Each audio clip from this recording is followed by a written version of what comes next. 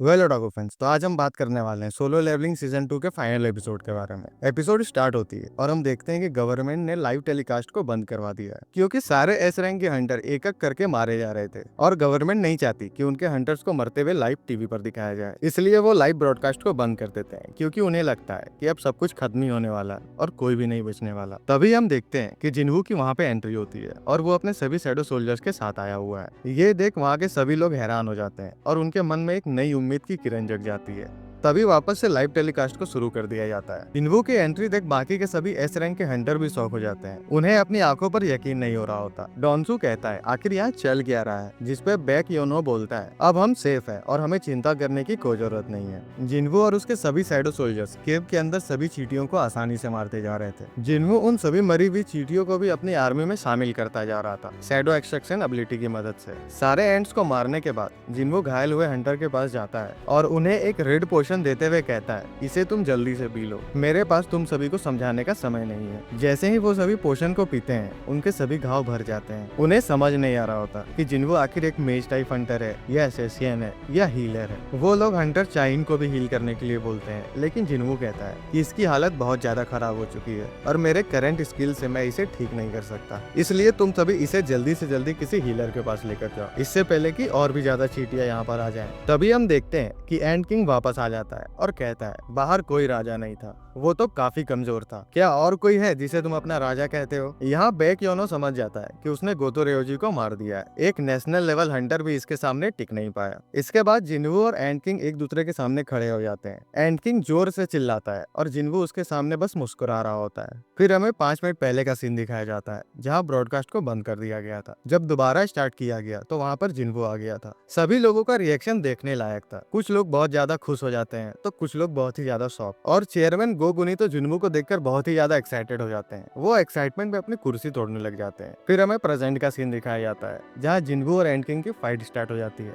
और and king जिन्वू के face पे एक जोरदार पंच मारता है। उस पंच का इम्पैक्ट इतना ज्यादा था कि वहाँ की जमीन टूटने लग जाती है और एक बड़ा ब्लास्ट होता है। धुआं इतना होता है कि किसी को कुछ भी नहीं दिखाई दे रहा होता। ये सब देखकर बाकी के सभी एस रैंक के हंटर्स को लगने लगता है कि जिन्वू ने अपने एनिमी को कुछ ज्यादा ही अंडर एस्टिमेट कर दिया और इसका नतीजा ये हुआ कि जिन्वू मारा गया। तभी एंड किंग कहता है तुम किंग हो ही नहीं सकते, तुम तो बहुत ज्यादा कमजोर हो। लेकिन जैसे ही धूल हटती है हम देखते हैं कि जिन्वू वैसा का वैसा वहाँ खड़ा है, उसके ऊपर एक भी खरोच नहीं आई। तभी जिन्वू अपने डोमिनेटर टच का यूज करके एंड किंग के फेस पर एक जोरदार पंच लगाता है। सिर्फ एक ही पंच में एंड किंग हवा में उड़ जाता है और दूर जा गिरता है। ये देख सभी हंटर्स हक्के बक्के रह जाते हैं। उन्हें यकीन नहीं हो रहा होता कि जिन्वू एक मेज टाइप हंटर होने के बावजूद इतना स्ट्रॉन्ग कैसे हो सकता है। एंड किंग जितनी स्पीड में हवा में फेंकाया था उतनी ही स्पीड से वापस हमला करने आता है, लेकिन जिन्वू सिर्फ एक ही हाथ से उसका अटैक को रोक लेता है और एक जोरदार पंच मारता है। उस पंच का प्रेशर इतना होता है कि वहाँ पे सभी हंटर्स की हालत खराब होने लग जाती है और तो और जो कैमरामैन है वो वहीं पे कांपने लगता है। यहाँ पे हैरानी वाली बात तो ये है कि इतने इंटेंस फाइट होने के बाद भी कैमरामैन बिल्कुल सही सलामत है।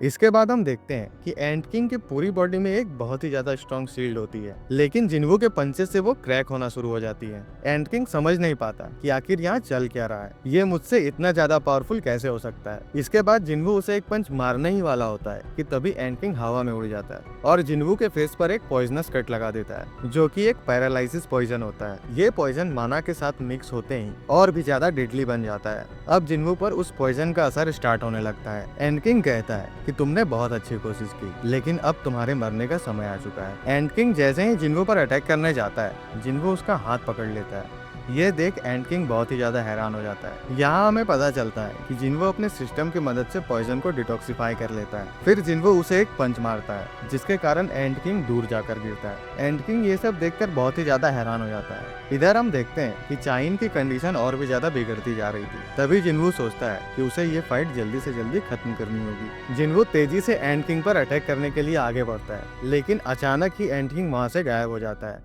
सभी हंटर्स कंफ्यूज हो जाते हैं कि आखिर वो गायब कहाँ हो गया, लेकिन जिन्वू को समझ में आ जाता है कि वो हवा में उड़ रहा है। यहाँ एंड किंग को भी समझ में आ जाता है कि जिन्वू उससे बहुत ज्यादा ताकतवर है, तो फेस टू फेस फाइट का तो कोई मतलब ही नहीं बनता। वो सोचता है कि मेरी असली पावर तो स्पीड है, तो मुझे अपनी बॉडी पर फोकस करके अपने स्पीड को बढ़ानी चाहिए। वो फुल स्पीड में जिन्वू पर अटैक करता है, लेकिन जिन्वू उसे आसानी से डॉज कर लेता है। ये देखने के बाद एंड किंग सदमे में चला जाता है। एंड किंग अपनी फुल स्पीड से बार बार जिन्वू पर अटैक करने की कोशिश कर रहा होता है, लेकिन लेकिन जिन्वो उसे हर बार डॉज करता जा रहा था। फिर हम देखते हैं कि दोनों के बीच बहुत देर तक स्पीड बैटल होता है। दोनों एक दूसरे पर कंटिन्यूअसली अटैक कर रहे होते हैं। ये सब इतना स्पीड में हो रहा था कि वहाँ के सभी एस रैंक के हंटर को कुछ भी नहीं दिख रहा था। धीरे धीरे इस स्पीड के बैटल में जिन्वो डोमिनेट करने लग जाता है और इधर एंड किंग के बॉडी से भी सील टूटना शुरू हो गया था। एंड किंग को यकीन नहीं हो रहा था कि जो उसके पास सबसे बड़ी स्ट्रेंथ थी, स्पीड, उसमें भी वो हार रहा है। इसलिए वो गुस्से में जोर से चिल्लाता है और सभी चींटियों को बुला लेता है और कहता है, अब क्या करोगे तुम इंसान। लेकिन उसे क्या पता है, इधर जिन्वो भी अपने शैडो आर्मी को समन कर लेता है। दोनों की आर्मी एक दूसरे से लड़ने लग जाती है। जिन्वो की आर्मी इजिली उन सभी चींटियों को मारकर बैटल फील्ड में डोमिनेट करने लग जाती है। जिन्वो अपनी शैडो आर्मी को वार्निंग देते हुए कहता है कि उन्हें सिर्फ चींटियों को मारना है। अगर एक भी इंसान को खरोच आई तो वो उन्हें दोबारा समन नहीं करेगा। तभी टस्क अपने फायर मैजिक से उन सभी चींटियों को एक बार में ही जलाकर राख कर देता है। उसका फायर अटैक इतना ज्यादा पावरफुल होता है कि वो गुफा को चीरते हुए बाहर निकल जाता है। ये देख वहाँ के सभी हंटर्स शॉक हो जाते हैं क्योंकि टस्क एक एस रैंक हंटर से भी ज्यादा पावरफुल था। एंड किंग अपनी आर्मी को मरता देख घबरा जाता है और सोचने लगता है कि ऐसा कैसे हो सकता है। जब से मैंने पैदा लिया है तब से मैंने एक भी लड़ाई नहीं हारी। जो भी मेरे रास्ते में आए मैंने उन सभी को आसानी से मार दिया। मैं एक राजा हूँ, मुझे रोकने वाला कोई नहीं होना चाहिए। एंड किंग घबरा जाता है और उसे बहुत ज्यादा डर लगने लगता है। वो सोचता है कि मुझे यहाँ से भागना होगा अगर मुझे जिंदा रहना है तो। वो वहाँ से भागने लगता है। तभी जिन्वो अपना डोमिनेटर टच एबिलिटी का यूज करके उसे पकड़ लेता है और उसका पंख तोड़ देता है। जिस एंड किंग के सामने सारे एस रैंक हंटर एक सेकंड भी नहीं टिक पाए, वो एंड किंग अब जिन्वो के सामने लिटरली रेंग रहा है। फिर जिन्वो अपना दोनों डैगर निकालकर फाइनल अटैक कर देता है, क्रिटिकल स्लैश, जिसके कारण एंड किंग वहीं मारा जाता है। एंड किंग को हराने के बाद जिन्वो अब 99 लेवल पर पहुंच चुका है। इधर बैक योनो घबराते घबराते जिन्वो के पास आते हैं और कहते हैं चाइन की हालत कुछ ज्यादा ही बिगड़ चुकी है। जिन्वो सोचता है कि मैंने इस बैटल में कुछ ज्यादा ही टाइम वेस्ट कर दिया है, मुझे जल्दी से जल्दी हीलर ढूंढना होगा। लेकिन वो शैडो एक्सचेंज एबिलिटी को भी यूज नहीं कर सकता था क्योंकि उसका कूलडाउन अभी तक खत्म नहीं हुआ था। ऊपर से उसे भी नहीं पता था कि वो अपने साथ किसी और को लेकर जा भी सकता है या नहीं। तभी वो कैमरामैन की ओर देखता है और उसे कहता है कि अपना कैमरा थोड़ी देर के लिए बंद करो। कैमरामैन कुछ समझ नहीं पाता और जिन्वो से पूछता है ऐसा क्यों। जिन्वो उसे धमकाते हुए कहता है अगर तुमने कैमरा बंद नहीं किया तो मैं तुम्हारा कैमरा छीन कर तोड़ दूंगा। कैमरामैन बहुत ज्यादा डर जाता है और तुरंत हामी भर देता है। इसके बाद जिन्वो अपने सभी शैडो सोल्जर्स को बियोंग की बॉडी खोजने बोलता है। तभी एक सोल्जर बियोंग की डेड बॉडी लेकर आता है। यहाँ पे मिस्टर बेक्योनो को कुछ समझ नहीं आ रहा होता और वो जिन्वो से पूछते हैं कि आखिर तुम यहाँ करना क्या चाह रहे हो। लेकिन जिन्वो बिना समय गवाए तुरंत ही अराइज बोलता है, लेकिन वो फेल हो जाता है। जिन्वो दोबारा ट्राई करता है लेकिन इस बार भी वो नाकामयाब रहता है। जिन्वो सोचने लग जाता है कि मेरे करंट लेवल स्किल से तो मैं इसे आसानी से जगा सकता था। जिन्वो सोचता है कि अभी के पावर के अनुसार तो मुझे कोई दिक्कत नहीं होनी चाहिए थी, तो शायद बियोंग ही नहीं चाहता कि वो दोबारा से रिवाइव हो, शायद इसलिए मैं इसे समन नहीं कर पा रहा हूँ। फिर जिन्वो चाइन की ओर देखता है और सोचता है कि अगर मैंने जल्दी से इसे हील नहीं किया तो हम चाइन को खो देंगे। जिन्वो लास्ट बार कोशिश करता है लेकिन इस बार थोड़ी दबी हुई आवाज में। इस बार एराइस कहते ही बियोंग की शैडो एक्सट्रैक्ट हो जाती है।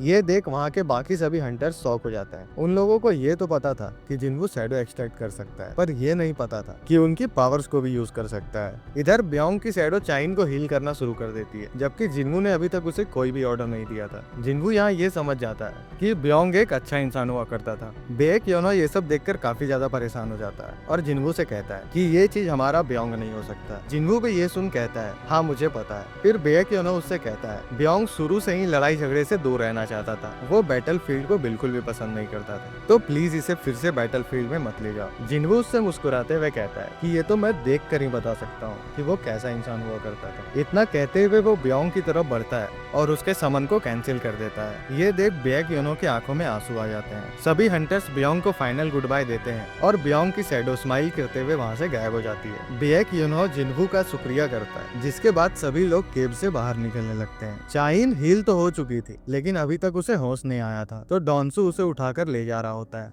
और इधर बेक्योनो भी बियोंग की बॉडी को उठाकर ले जा रहा था और उनका हेलीकॉप्टर भी उन्हें लेने आ चुका था। जिन्वो सभी से कहता है तुम लोग आगे जाओ, मेरा कुछ काम बचा हुआ है तो मैं खत्म करके आता हूँ, क्योंकि अभी तक पूरी तरह से चींटियां खत्म नहीं हुई थी। फिर जिन्वो काइजेल को समन कर बाकी के बची चींटियों को मारने निकल जाता है इसके बाद सीन शिफ्ट होता है और हमें टीम अल्फा की शिप का सीन दिखाया जाता है, जहाँ गोतो रेयोजी के बचे हुए टीम मेंबर्स थे। उनमें से होसिना बहुत ज्यादा ही डरा हुआ था, क्योंकि उसके आंखों के सामने ही एंड किंग ने गोतो को मार दिया था। वो उस मॉन्स्टर का सोचकर बोल रहा था कि ये मिशन तो पक्का फेल हो जाएगी। जब एक नेशनल लेवल का हंटर उस मॉन्स्टर के एक ही अटैक से मारा गया, तो कोरियन हंटर के पास तो कोई भी चांस नहीं है। तभी उन लोगों को एक न्यूज मिलती है कि रेड सक्सेसफुली कंप्लीट हो गया है और एंड किंग भी मारा गया। ये सुनते ही होशिरा के तो पैरों तले जमीन खिसक जाती है। तभी वहाँ क्रियो को उनके तरफ बहुत सारी चींटियां आती हुई दिखाई देती है। वो सभी बिना समय गवाए उन चींटियों पर अटैक करने की तैयारी करने लग जाते हैं, और इधर जिन्वू भी बचे हुए चींटियों को मारता जा रहा था। तभी सीन अमेरिकन हंटर एसोसिएशन पर शिफ्ट होता है। वो लोग भी जिन्वू की पावर को देखकर उसे अपने कंट्री में लाने की बातें कर रहे होते हैं। उन लोगों का मानना था कि जिन्वू जैसा पावरफुल हंटर कोरिया जैसे छोटे कंट्री में नहीं होना चाहिए। फिर सीन शिफ्ट होता है जिन्वू पर, जो कि अब लेवल 100 को अचीव कर चुका था। फाइनली वो अब एंड किंग की बॉडी के पास जाता है और कहता है अराइज।